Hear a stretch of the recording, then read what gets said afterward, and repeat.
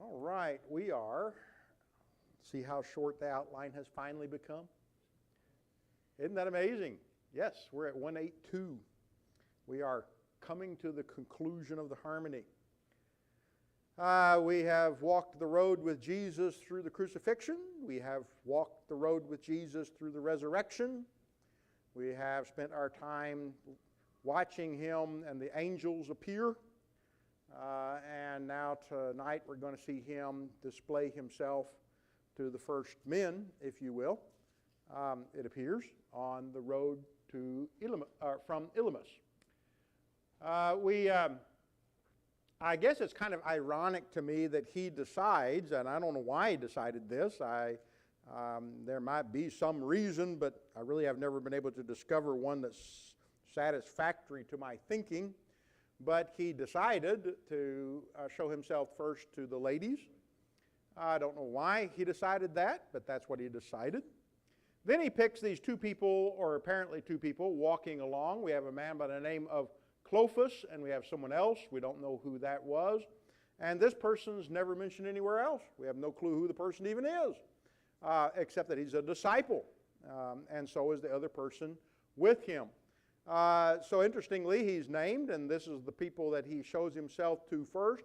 You would think, of course, the Lord's never quite orthodox in the way he does things, but you would think he would have showed up first to the apostles, but instead, he didn't. Now, the question is, why didn't he? And like I say, I haven't found a completely satisfactory answer, but I want to offer a couple of ideas that are worth, I think, thinking about.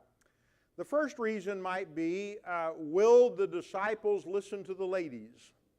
I thought that an interesting idea. Would they listen to someone else tell them, and would they believe? And of course, Scripture says they did not. So interestingly, maybe it was a little bit of a test of their faith in what he had said to them. That's one possibility as to why he decided to show himself to the ladies first and then to these two.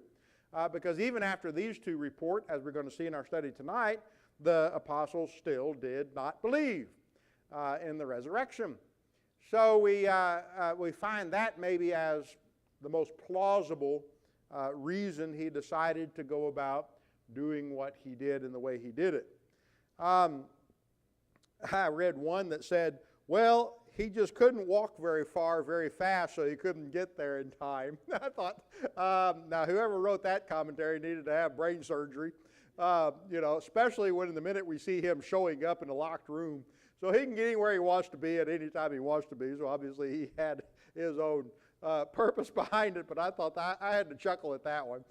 He just couldn't walk very fast.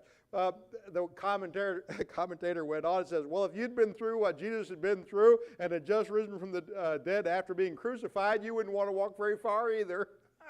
And I thought, that really does belittle the power of the Creator in raising Jesus from the dead, and his ability, of course, to be wherever he wanted to be, however he wanted to be. So when you hear stuff like that, you stand back and you just wonder, where do these people get their brains? I don't know where they get them at. But that was about the funniest one that I read pertaining this. Some have offered the idea that people who did believe or had some belief got to see the Lord first.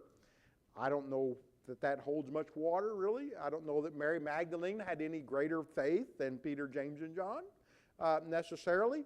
We said in the narrative that we read, they were shocked, they were amazed, they were quiet, then they spoke, and so on and so forth. So I don't really put much credit in that one either. So the most likely is he had a reason that he wanted the apostles to hear the news from someone else first.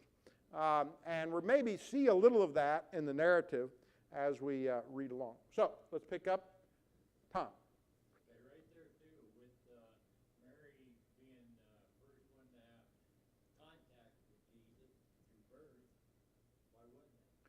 Well, maybe true, but Mary Magdalene is not his mother. No, but so I'm saying mother.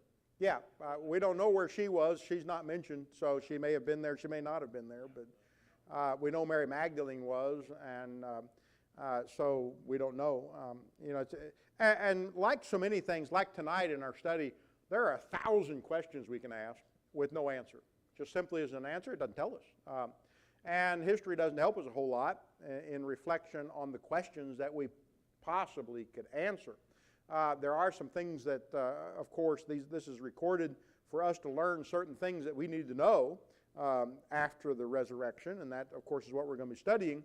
But I could ask questions all night long and not come up with a valid answer. And the ladies and how they performed the great service they did to start with is a mystery that died with them and the Lord.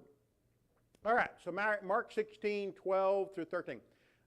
Interestingly, if you noticed in our outline, if we go back, there it is, Mark only says a little bit, and Luke is the one that records for us the event that takes place that we're going to be studying tonight on the road from Emmaus. And so it's interesting that Mark only refers to it just very slightly, and then the rest of them skip it. So it's we've got to rely on Luke for this particular incident and evidence that offers his resurrection. After these things, he appeared in another form to two of them as they were walking into the country. And they went back and told the rest, but they did not believe them. This narrative does not say the road to Emmaus in it, doesn't say anything about their names. It is assumed that it is the same event. That's the only thing we can say. If it wasn't, then it was some other, but we have no way to know who, what, when, and where. The only event we have recorded where he shows up this way and they don't know who he is the one we're going to look at in Luke. So most of the time in the harmonies, they associate the two together.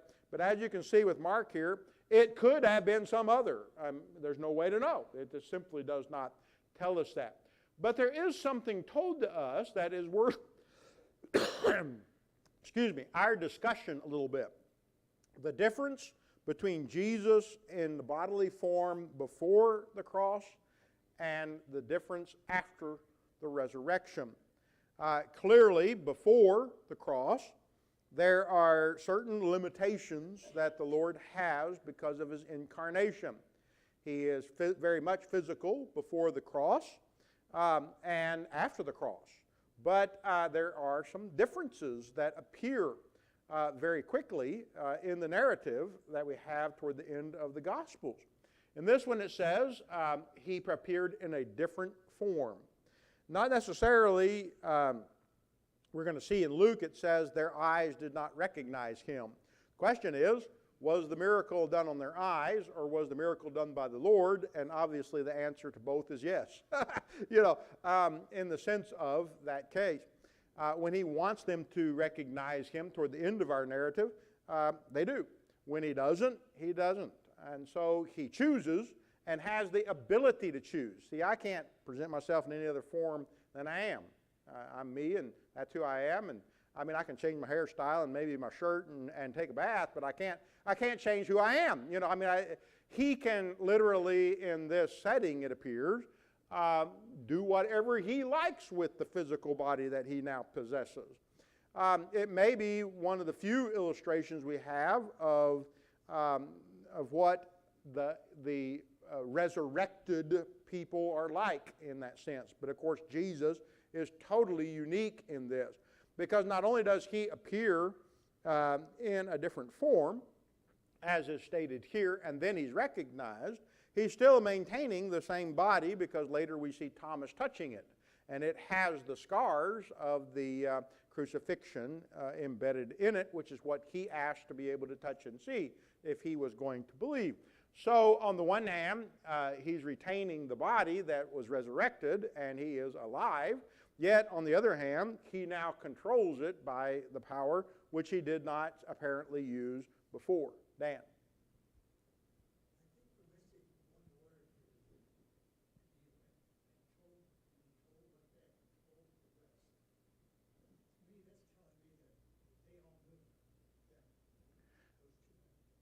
Well, and that appears to be the case because if it's the same narrative as Luke, then it is the two men on the Emmaus road, and he does at the end of the narrative in Luke tell us that they recognized him. So then they go back to Jerusalem and they tell the 12 who don't believe in him that he's resurrected. So these two men apparently are the same ones. And yes, they do finally recognize him, but not at first. We're going to see that when we read what Luke says about it. Yeah.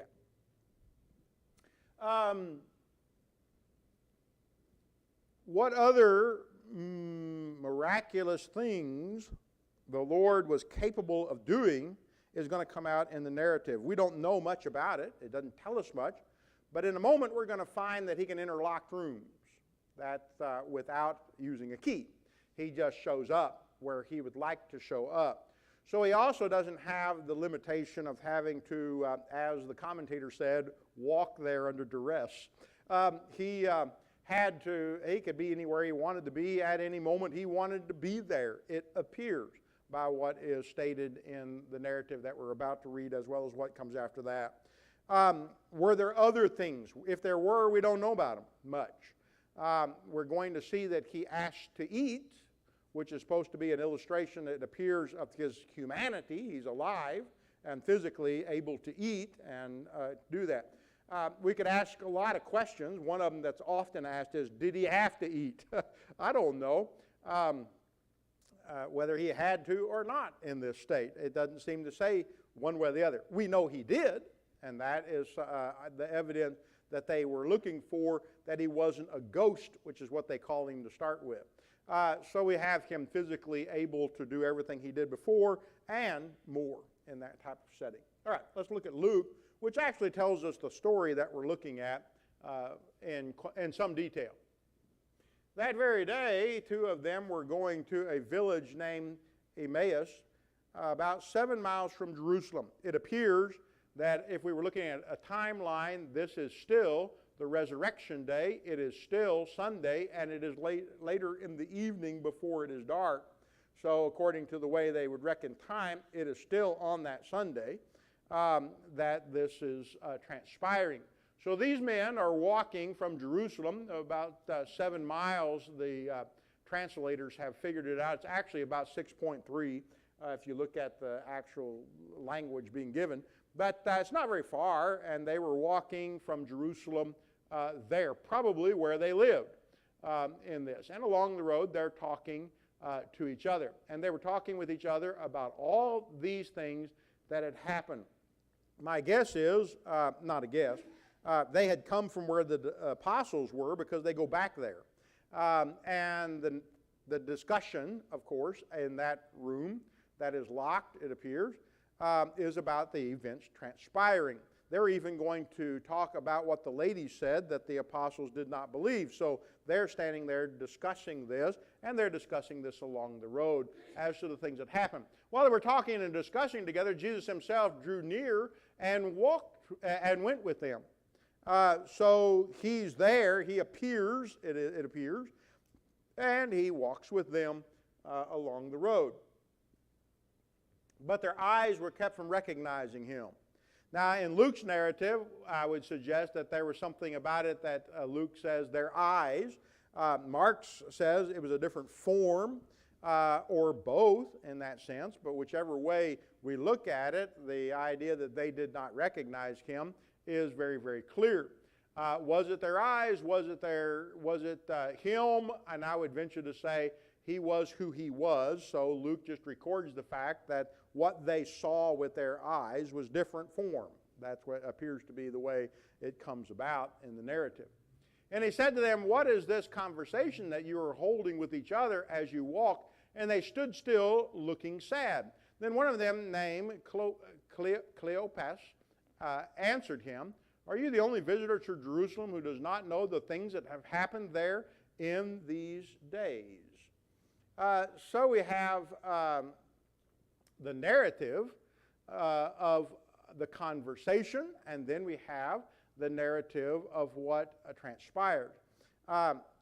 Everyone has heard about it.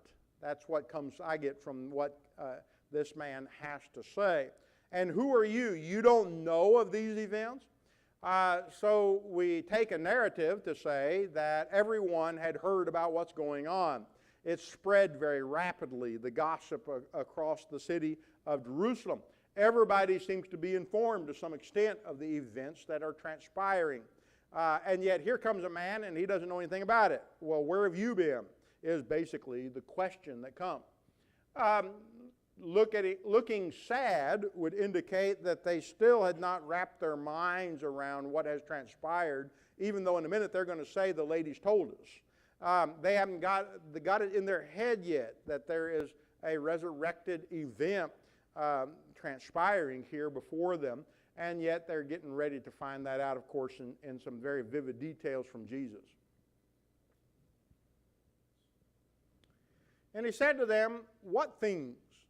And they said to him, "Concerning Jesus of Nazareth, a man who was a prophet, mighty in deed and word before God and all the people, and how our chief priests and rulers delivered him up to be condemned to death and crucified him."